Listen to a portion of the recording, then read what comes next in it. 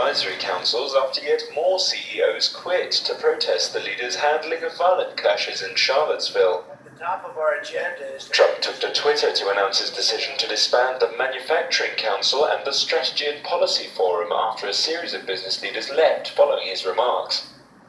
During a heated press conference on Tuesday, Trump blamed the violence in the Virginia city that left one dead and several injured not only on white nationalists, but also on the anti-fascist protesters who opposed them. The leader has faced growing backlash from all sides after his apparent defense of those who took part in the far-right rally. Former Presidents George H.W. Bush and George W. Bush issued a joint statement that condemned racial bigotry, anti-Semitism and hatred the day after Trump's inflammatory comments. Meanwhile, allies abroad have turned on the billionaire real estate mogul, with British Prime Minister Theresa May saying there was no equivalence between those who propound fascist views and those who oppose them. In Germany, where there are strict laws against hate speech and Nazi symbols, Chancellor Angela Merkel was quick to condemn the violence, while her opponent in next month's elections, Martin Schulz, called Trump's comments the confused utterances of a dangerous man.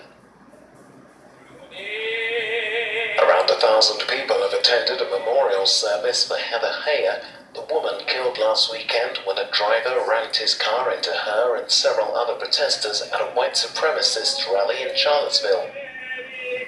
Her mother, Susan Bro, told the congregation that the best way to make her life count was to take righteous action to improve the world. I think the reason that what happened to Heather has struck a chord is because we know that what she did is achievable. We don't all have to die. We don't all have to sacrifice our lives. They tried to kill my child to shut her up. Well, guess what?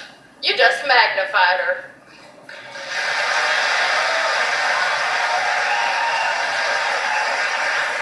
The long-running row over the presence of pro-slavery Confederate statues has forced other states to consider their place.